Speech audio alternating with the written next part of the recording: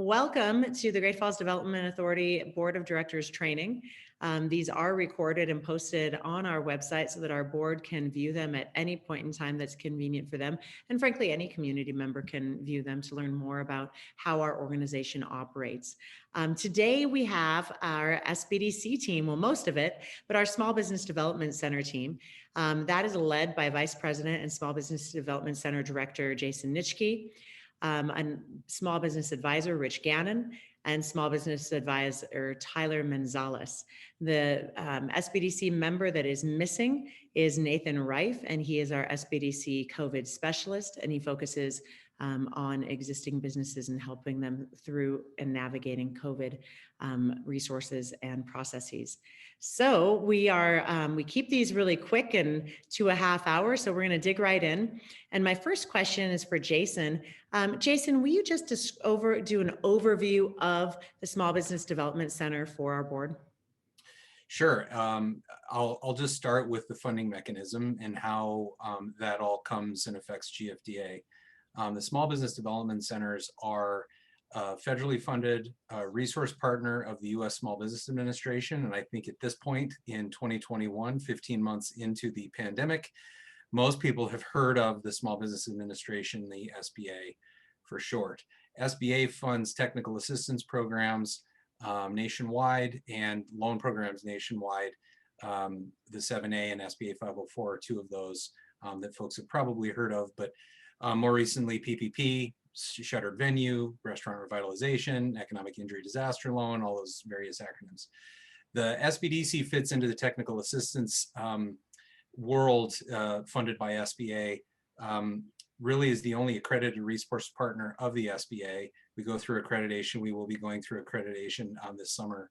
The other SBA resource partner programs are the Women's Business Centers. Currently there is one active in Montana with locations in Bozeman and in Ravalli County. There's another one coming to the region in partnership with us, the Montana Native Growth Fund in Hayes and the University of Montana and Montech.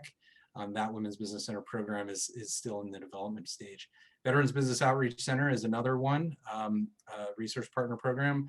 The Region 8 Veterans Business Outreach Center is based out of Billings, covers a 3-state region, and they're staffed with 2 people. The SCORE chapters nationwide, which have been hosted historically at the Chamber of Commerce, which are volunteer mentors, and then the Small Business Development Centers, 1,000 centers nationwide, roughly 5,000 business advisors nationwide, 10 centers in Montana, and in excess of about 25 business advisors in the state of Montana. So we're all business advisors. We all go through certification and accreditation to upskill us. Some of us are generalists, some of us are specialists, and it varies nationwide. Most SBDCs nationwide are hosted at colleges and universities. In Montana, it's a 50-50 split between institutions of higher learning and economic development organizations. So let's now go a little bit from that broader brush down to what that means for our mission. So Great Falls Development Authority's mission really is to grow and diversify our economy, predominantly through high-wage jobs, and then we help businesses of all sizes, shapes, from start to growth. So let's funnel that down into why Great Falls Development Authority chooses to invest in a small business development center. Well, as many people know, some of our mission is to provide project advocacy support. Some of it is to lend money to projects that should get going, and if maybe there's not enough capital into a project to be able to do so, we fit in there. The other part of it, you know, the work that you do, Jolene and Brett and others, is attracting businesses into the region. But the lion's share of what we do is entrepreneurship and supporting the creation of high-wage jobs from within.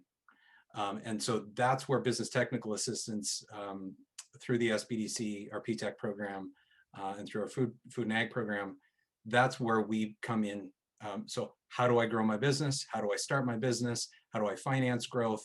How do I hire an employee? How do I hire my 50th employee? So those are some of the types of things that we can do. We're also sounding boards for strategic planning. We provide research assistance and other tools and resources to help entrepreneurs make well-informed decisions and start, grow, and expand their business. Great, thank you. Rich, can you elaborate more on the tools that our SBDC advisors utilize with clients? Yeah, one thing that comes to top of my mind that I use a lot with clients is LivePlan, and that's our cloud-based business planning software. So many times I'll have businesses come to me and they'll have an idea. They don't necessarily need to write a business plan, but they don't know how to do financial projections. So that's a tool we use to, number one, help them write a business plan. Another thing too, it's kind of a plug and play tool. So if they have some basic assumptions on revenue and expenses, we can fully flesh out um, profit loss, balance sheet, and cash flow statements for them. So that's a really great tool we use. Additionally, we have things like, just um, kind of monstrous Excel spreadsheets we can help walk clients through. Some other plans, other tools, Jason, where we have growth wheel. Trying to think of some other tools we utilize. Yeah, growth wheel is a lean startup approach. A lot of people have heard of business model canvas. Growth wheel is an alternate to that. On the traditional planning side of things, you'll never take a growth wheel plan into the bank or into an investor meeting, but you will take a traditional business plan. That's LivePlan. The non-traditional is growth wheel. Great. And so, when you're talking about growth wheel, I always think about utilizing that more as an ongoing. And that leads me to the question, talk about how you work with clients that aren't startups. Because while you do a lot of work with startups, there's that second stage work that you do as well that maybe is less known. Rich, do you want to start us off on that? Yeah, so talking about additional customer identification. So maybe a business has core customers, but maybe they're looking to branch out, expansion, things like that. Helping them do research. Another tool we use kind of that dovetails with this would be like IBIS World or Vertical IQ, where we can do industry research and look at maybe second tier customers we hadn't thought of that would help them expand their business. So those are some other tools we can use. Great. And Jason, I know that you just offered another round of Profit Mastery. And I know that the Leaches, Paul Leach was quoted after they took Profit Mastery, that was one of the biggest turning points for their company to really propel their growth. Can you tell us a little bit about Profit Mastery? Yeah, Profit Mastery is a cash flow and profitability class. The irony is most times when we make the offer to somebody, hey, you should take a class on this, they're asking questions like, well, we had a profitable year, but we've got no cash. Or I need to hire or expand, but I don't know how that's going to affect my business on the revenue side. And really what it is, at bare minimum, it's financial literacy as an opportunity to understand how a company's cost structure affects its revenue and how that affects its profitability. The one that we're teaching right now is there are 3 businesses in it. And we worked through an exercise yesterday and one of our participants realized that she's undercharging per unit by $8 per unit. And that's a third of the per unit price. So if if you don't understand, and the other thing too is most entrepreneurs that engage with us probably didn't go to business school, probably haven't studied entrepreneurship. They're really great at whatever it is that they're doing, and I fit into that category as well, but probably never took an accounting class. Probably have never worked through some formalized academia on entrepreneurship. And this is one of those classes that upskills, and it really is a skill-based learning platform. Thank you. And I was pretty excited. We've offered this QuickBooks training in partnership with a local CPA and a state partner for a while now. But I was pretty excited this last time around. We did something different where it was we also offered a custom consultation as well. So will you tell us a little bit, since we're talking about finances and financial management, about those types of tools that we offer? Yeah, I would say any business owner understands the GIGO acronym, garbage in, garbage out. So if you're not putting information into your bookkeeping software that's accurate and pulling it out and using it in a timely way, you can't make well-informed business decisions. But you're right, we've been offering the QuickBooks course 5-6 years now, somewhere along those lines. And really it does help entrepreneurs or bookkeepers or whomever is going to be doing that work understand how to enter information, how to then extract information. And what's great about it is our trainer, she fully acknowledges not all business owners are going to sit and do data entry. But what they need to know is what questions to ask the person who is doing the data entry, and to tell the person, I need to know, I need to see this report on the 10th day of the following month of the close of the books from the previous month. And then making action decisions, or none if not. But the whole goal of both of those financial literacy classes, QuickBooks and Profit Mastery, is to enable a business owner to make well-informed financial decisions, because in reality, every decision you make as a business owner has a financial impact.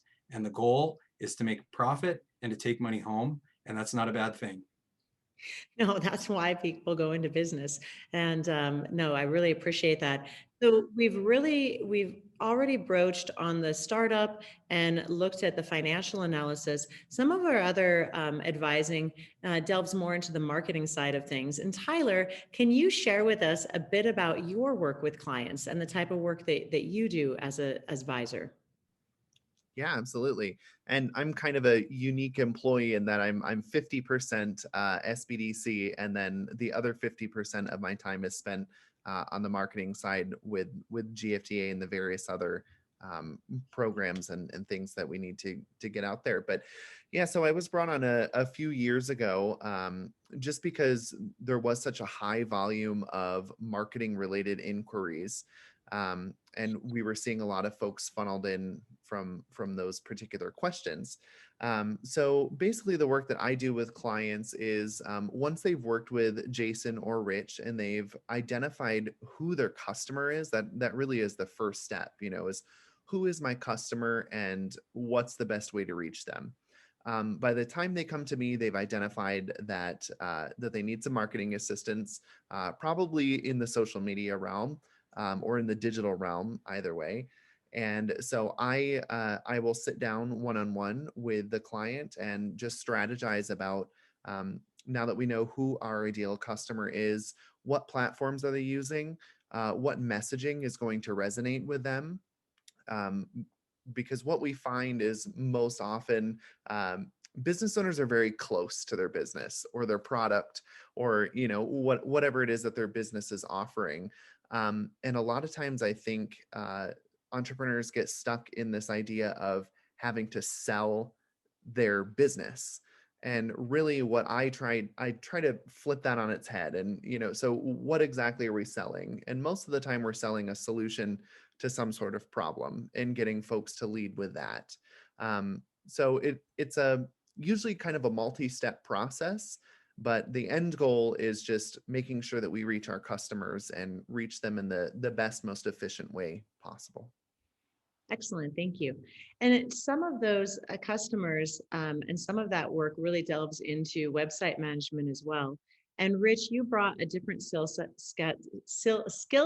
to our team that allowed us to really delve more into that deeper dive into website. Will you talk to us a little bit about the website bootcamp?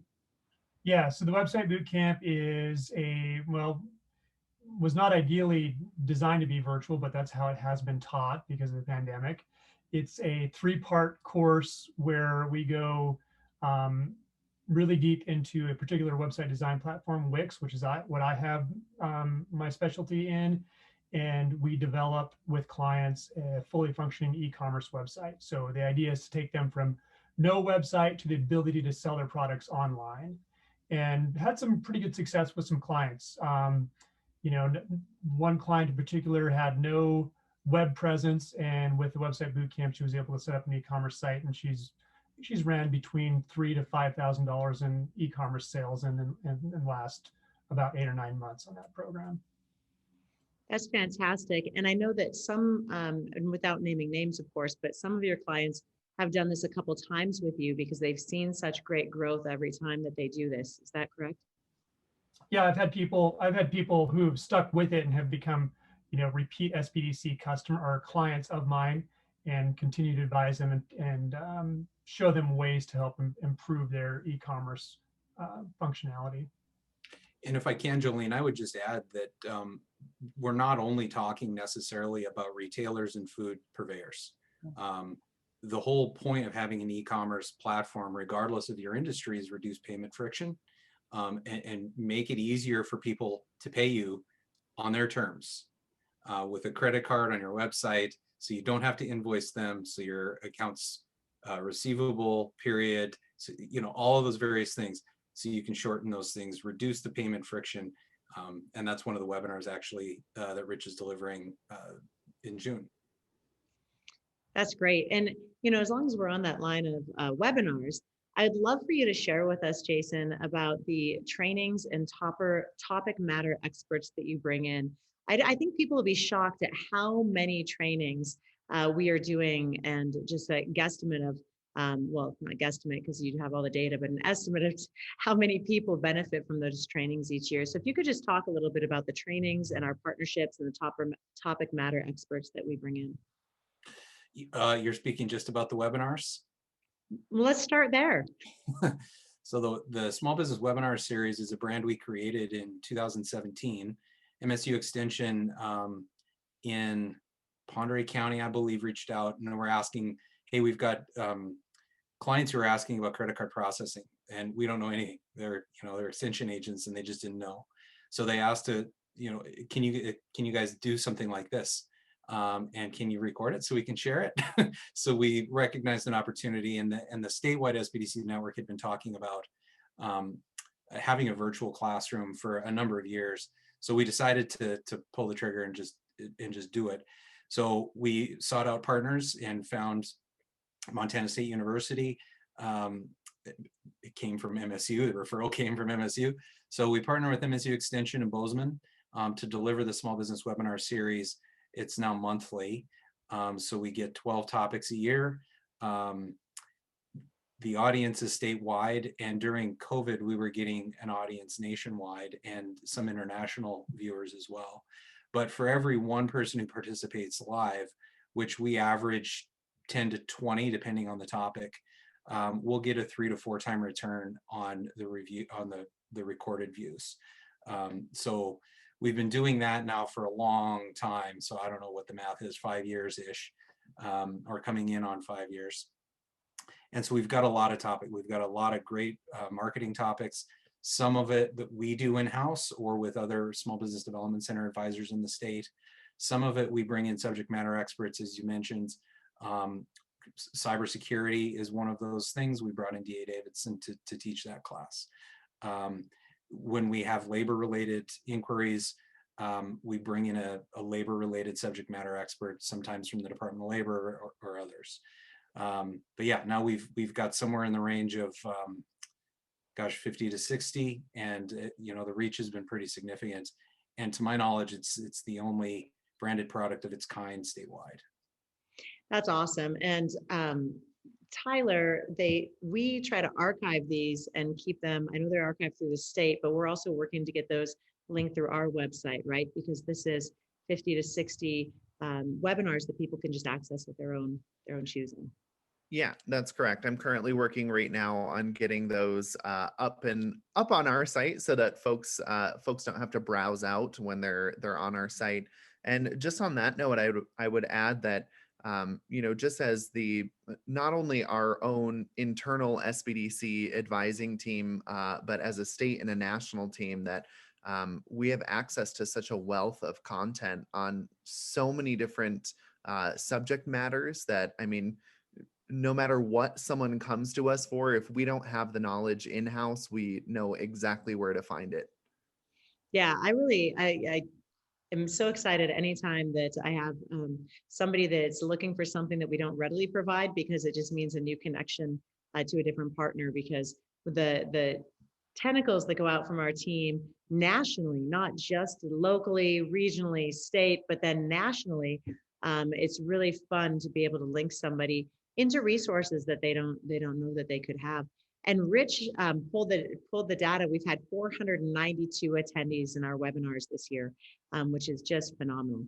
I'd like to go delve further into the trainings because of our unique opportunity with the Air National Guard and with Maelstrom Air Force Base. We have a unique opportunity to help transitioning service members into entrepreneurship. And Jason, will you talk a little bit about Boots to Business? Sure. We offer 2 pre-business workshops. One is one that now Rich is presenting monthly, the launch point. It's the very basics, and it answers some of the FAQs that we regularly get in effort for us to automate and not have to answer the exact same question over and over and over again. Which is why we also now have business technical briefs that are, documents that we can share as well. But Boots to Business is something that was rolled out in 2013 from the SBA at the federal level in partnership with the Institute for Veterans and Military Families at Syracuse University. My predecessor, Rebecca Ingham, started teaching that class in 2013. I took over in 2014 and have taught everyone since. But the basics are, Boots to Business is a 2-day introduction to entrepreneurship course for veterans, active duty transitioning service members, or active duty members if they want to take it. It's part of the transition assistance program for active duty folks transitioning out. But military families, spouses, children, and all of those military connected people can also participate in that class. Increasingly, we've been doing it virtually and reaching a broader audience. Again, it's offered on every installation, United States military installation in the world. So wherever you are, if you have an interest in entrepreneurship and are a military connected person, it's a good 2-day course. It's 2 full days in partnership with the SBA's district office in Helena and our Veterans Business Outreach partners down in Billings. 16 modules. We bring in guest speakers so that we can, one of the most important things about, in my experience, about the military entrepreneur, the veteran entrepreneurship environment is the linkages and the connections to other people who have already done it before in the military space. So those people are 3 or 4 times more likely to surpass failure milestones because of their military experience and their mission orient. So that class helps to plug people in to other people, answer frequently asked questions, access resources, and just become more knowledgeable. We also offer, in partnership with Malmstrom Air Force Base's Diversity and Inclusion Council, a 1-day reboot course, or we will section out some of the content. We just did one of those last week. So we're trying to meet the needs of our military community when they're asking questions and considering entrepreneurship as a career path as they leave the military. Excellent, thank you. So I'm going to do kind of a lightning round, and then we'll see if our board members present have any questions. But let's start with you, Rich. And if you would tell us, what are some of the top questions you receive? Do I need a business license in the state of Montana? And do I have grant money for someone? And, yep. And how do you answer those? Depends on what business you're in. If you need a business license, it's, state, occupation, geographic specific, and no, I don't have any grant money. But depending on, there might be some GTA or some other state funds. But yeah, that's exactly it. Everybody seems to have seen the free money guy. I'm not the free money guy. Nope, we're not the free money guy. Excellent. And Jason, if you would tell us a little bit about high value clients and just a quick, what are some that next stage high value services that we provide to clients? Well, any business that's, I may not be answering your question, but any business that's creating jobs is an important business. And those are primarily existing businesses looking to figure out ways to grow and expand and to be innovative in their problem solving solution. So anybody creating a job is an important high value business. Anybody creating a high wage job is important, extremely important, because our mission as an organization is to support the creation of high wage jobs.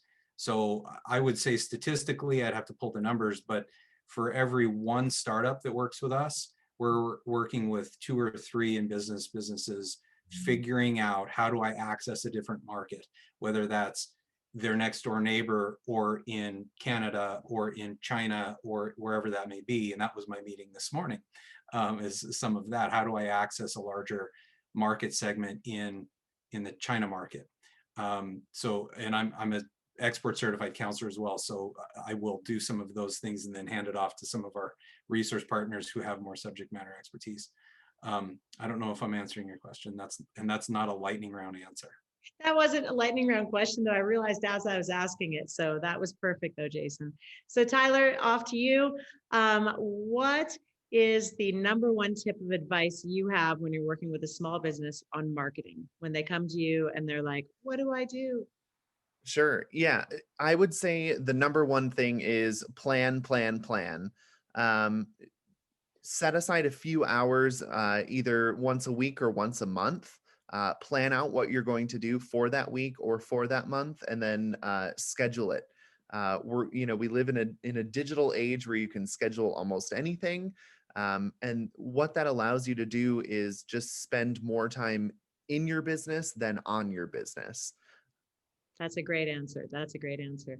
All right. Well, do either of the board members present have any questions for us? Yeah. Can you hear me? For Yeah, putting it on. Mark, hi, Mark, Dave. go ahead. No, Oh. go ahead, Shane. Yeah, no, great. And I think, getting the word out on what you guys offer, and we do that as well too. Here's some courses coming up that GFDA has to offer. I guess my question is, and I like the lightning round because it's just kind of fun, Rich, to hear, do I need a license and are you the money guy? So, but I guess my question is, we know how many businesses fail within their first 3 years. I mean, roughly 50% and more than that at 5 years. Do you guys keep track at all of saying, when you work with us, your chance to success is increased tenfold, or businesses that work with us, they're in the game? We only have maybe a 10% that fail, and obviously sometimes the failure rate is due to lack of having a strong marketing plan, like Tyler said. Because again, we meet with a lot of people too, and I'm like, where's your marketing plan? What are you doing? Schedule it out for the year, because you got the skeleton, you can be flexible, but now you've got dates and activities and what you want to highlight. But what's your kind of ratio that you guys maybe know, if you keep track of it? Well, I'll say that our national organization, the Association for Small Business Development Centers, they do track this information nationwide. We submit that, and that's how they gather that data. You're putting me on the spot, Shane. I could have pulled the annual report and told you that number, but I don't know it off the top of my head. Anecdotally, I can tell you that I've probably only worked with, and I've been here almost 7 years, I think I've worked with a grand total of maybe 5 businesses that have failed, like not enough revenue or a bad partnership or something, that have closed the doors because of some reason. Yeah.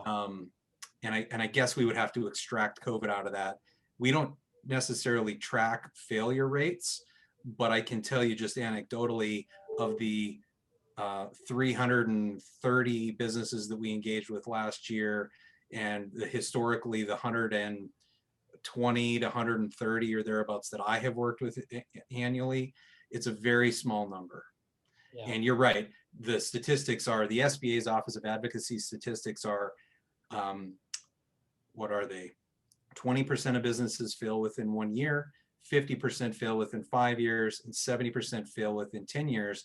And it's about 3% of businesses that reach a second generation. So, or even beyond that, statistically even harder. So I would say it's important for businesses to engage with a third-party advisor, whether it's us, whether it's the chamber, whether it's another Native American business advisor, whether it's another program of some kind. You're less likely to miss something when you've got third-party advisors. And in our Boots to Business class, we say, build your team of advisors: banker, accountant, insurance agent, lawyer, realtor, chamber director, Marketing person, marketing specialist, bookkeeper, whomever it is.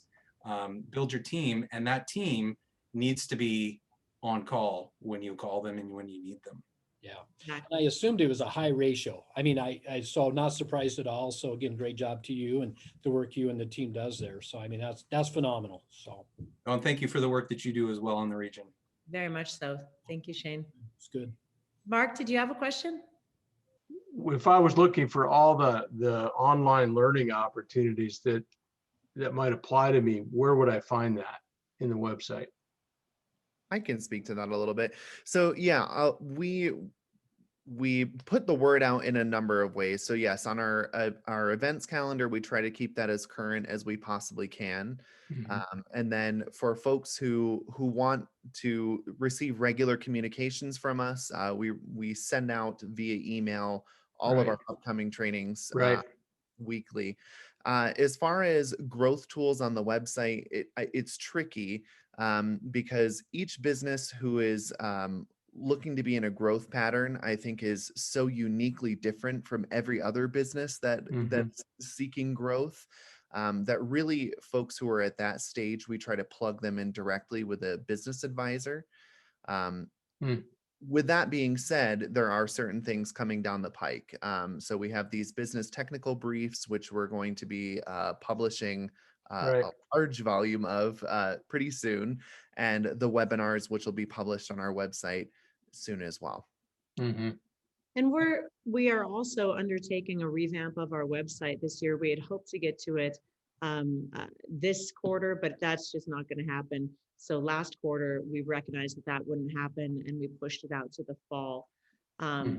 We like the new website, but continuous improvement is the name of the game, and we recognize that we need to make it a little bit more user-friendly in order for people to immediately find the answer to their questions. And I don't want our advisors to be bogged down with the licensing question if that's something that we can easily point to on our website.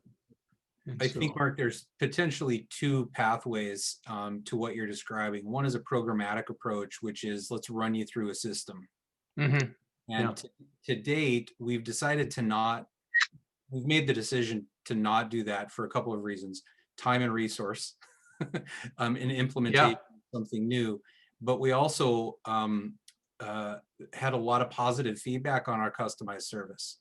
So some people want their customer journey to be self-study and self-guided. And I think there's opportunity there. I think you're right. Great. Thank you all. I hope that you enjoy the rest of your afternoon.